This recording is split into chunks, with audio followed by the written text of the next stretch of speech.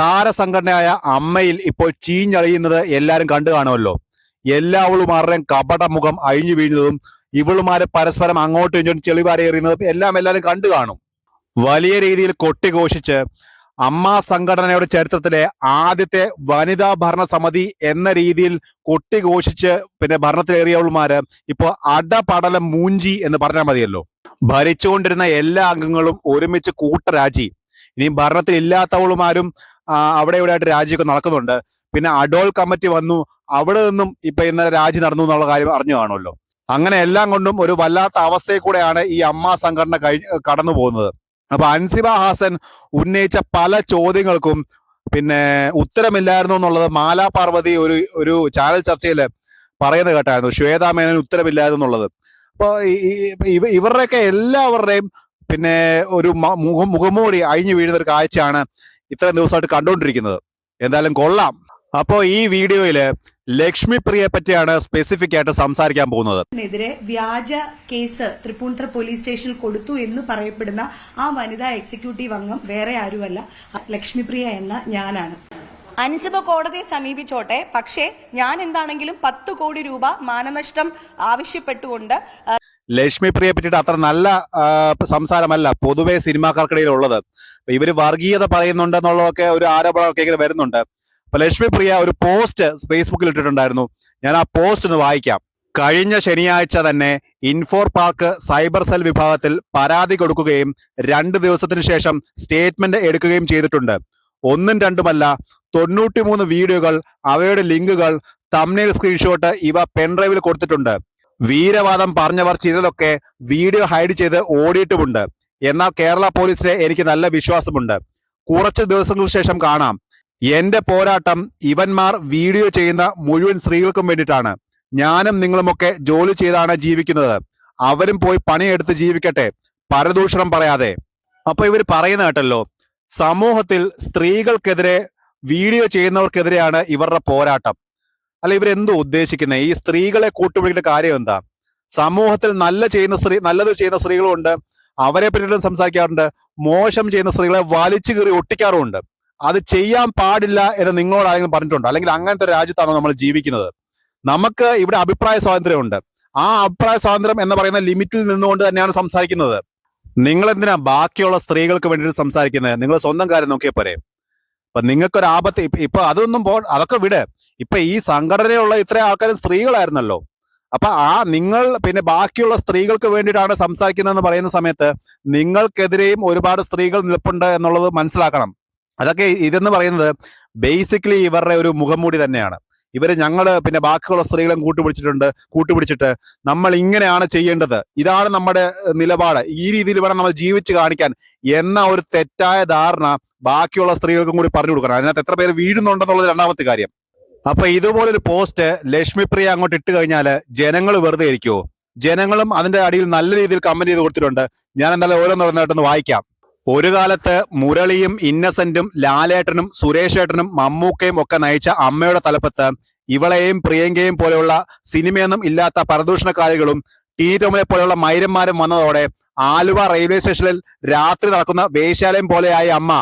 Cinema നടി എന്ന് പറയുന്നതിന് നിങ്ങൾക്കെതിരെ കേസ് കൊടുക്കാൻ ഒരു സിനിമാക്കാരനും ഇല്ലേ? സത്യത്തിൽ നിങ്ങളൊക്കെ ഏത് സിനിമയിലാണ് അഭിനയിച്ചത്? എന്തോ. നിന്നെ പോലെയുള്ള ആളുകളെക്കാൾ എന്നെ പോലെയുള്ളവർക്ക് ഈ പറഞ്ഞവരെയാണ് വിശ്വാസം. നീ എന്ത് തേങ്ങയാണ് മലയാള സിനിമയിൽ ചെയ്തു വെച്ചത്? അതൊന്നും ആദ്യം വ്യക്തമാക്കി, എന്നിട്ടാവാം മറ്റുള്ളവരുടെ തലയിൽ കയറുന്നത്. കേരളത്തിൽ ഒരുപാട് നടിമാരുണ്ട്, അവരെ പോലെയാണോ താൻ? വെറും കൂതറ, തല്ലിപ്പൊളി, വാ തുറന്നാൽ ശാപവാക്ക്. നീ അഭിനയിച്ച സിനിമ ഏതാണെന്ന് ഇന്നും ആർക്കും അറിയില്ല. കൂടുതൽ പറയുന്നില്ല, പേടിച്ചിട്ടല്ല, എല്ലാം ജനങ്ങൾക്ക് അറിയാം.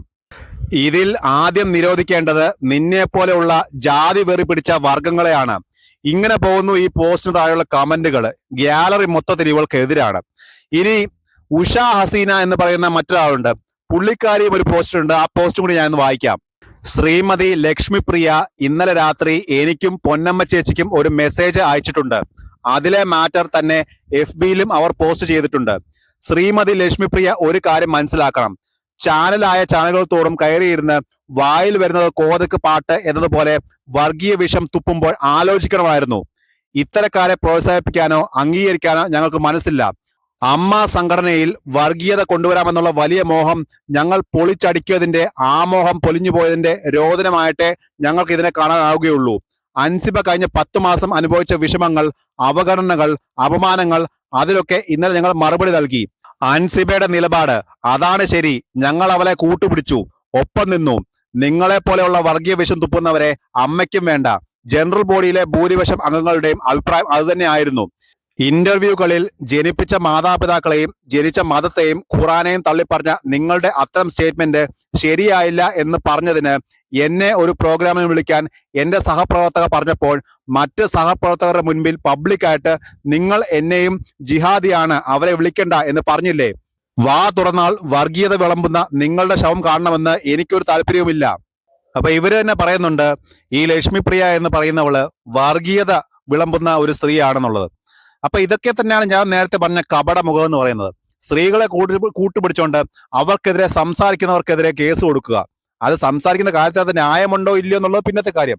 ഇവർ പറയുന്നത് അത് ശരിയായില്ല, സ്ത്രീകൾക്കെതിരെ സംസാരിക്കുന്നവർക്കെതിരെയാണ് ഞാൻ പോരാടുന്നത്, സ്ത്രീകൾക്ക് വേണ്ടിയിട്ടാണ്. എന്തിന്? സ്വന്തം കാര്യം നോക്കിയാൽ പോരെ. ഇന്ന് രാവിലെ അൻസിബ ഹാസനും ഒരു പോസ്റ്റ് ഇട്ടിട്ടുണ്ട്, അതും കൂടി ഞാൻ ഒന്ന് വായിക്കാം. എന്റെ ജീവിതയാത്രയിൽ എനിക്ക് ലഭിച്ച ഏറ്റവും വലിയ അംഗീകാരം നിങ്ങളുടെ സ്നേഹവും പിന്തുണയുമാണ്. അതിന് വാക്കുകൾ കൊണ്ട് നന്ദി പറയുന്നത് അപൂർണമായിരിക്കും. ഒപ്പം നിൽക്കുന്ന ഓരോരുത്തരുടെയും ഹൃദയത്തിൽ എനിക്ക് ലഭിച്ച ഈ സ്ഥാനമാണ് എന്റെ ഏറ്റവും വലിയ അംഗീകാരം. അമ്മ സംഘടനയുമായി ബന്ധപ്പെട്ട് ഇനി ഒരു ഭാരവാഹിത്വത്തിലേക്ക് മത്സരിക്കാനോ സ്ഥാനമാനങ്ങൾ വഹിക്കാനോ ഞാൻ ആഗ്രഹിക്കുന്നില്ല. സംഘടനയുടെ ഭാവി പ്രവർത്തനങ്ങൾ മികച്ച രീതിയിൽ മുന്നോട്ട് പോകട്ടെ എന്ന് ആശംസിക്കുന്നു. ശക്തവും കരുണയും ആർജവുമുള്ള ഒരു പുതിയ യുവനിര ഇതിനായി കടന്നു വരട്ടെ. എല്ലാവർക്കും ഹൃദയം നിറഞ്ഞ നന്ദി. ഇതാണ് അൻസിബ ഇട്ടിരിക്കുന്ന പോസ്റ്റ്. അപ്പൊ ഇതിനകത്ത് എനിക്ക് ഏറ്റവും നല്ലതായിട്ട് തോന്നിയത് അവര് സ്ത്രീപക്ഷം പരമായിട്ടുള്ള ഒരു ഭാരവാഹിത്വം കടന്നു വരട്ടെ എന്നോ, സ്ത്രീകൾ ഇനി മുന്നോട്ട് വരട്ടെ എന്നോ, അല്ലെങ്കിൽ ഒരു വിഭാഗത്തെ മാത്രമായിട്ട് ഇങ്ങനെ പ്രൊജക്ട് ചെയ്ത് കാണിക്കുന്ന രീതിയിലുള്ള ഒരു അഭിപ്രായമല്ല അൻസിബ പറഞ്ഞിരിക്കുന്നത്. അതാണ് എനിക്ക് ഏറ്റവും നല്ലത്. കാരണം ഇനി വരുന്ന ഭാരവാഹികൾ അവരാരായാലും അതിനകത്ത് ജെൻഡർ വ്യത്യാസം ഇല്ലാതെ തന്നെ എല്ലാ ജെൻഡർ ഉൾപ്പെടുത്തിയിട്ടുള്ള ഒരു യുവനിര കടന്നു വരട്ടെ എന്നാണ് ഞാൻ പേഴ്സണലി ആഗ്രഹിക്കുന്നത്. അല്ലാതെ സ്ത്രീകൾ മാത്രം വന്നിട്ട് ഇപ്പൊ എന്തായെന്നുള്ള എല്ലാവരും കണ്ടു കാണുമല്ലോ. അപ്പൊ ഇനി അത്തരത്തിലൊന്നും ഒരു പ്രശ്നത്തിലേക്ക് പോവാതെ എല്ലാം വളരെ സ്മൂത്ത് ആയിട്ട് എല്ലാ രീതിയിലും അംഗീകരിക്കുന്ന രീതിയിലുള്ള എല്ലാവർക്കും അംഗീകാരമുള്ള ഒരു പുതിയ ഭാരവാഹിത്വം കടന്നു വരട്ടെ എന്നാണ് ഞാനും ആഗ്രഹിക്കുന്നത്. അപ്പൊ എനിക്കത് മാത്രമേ പറയാനുള്ളൂ.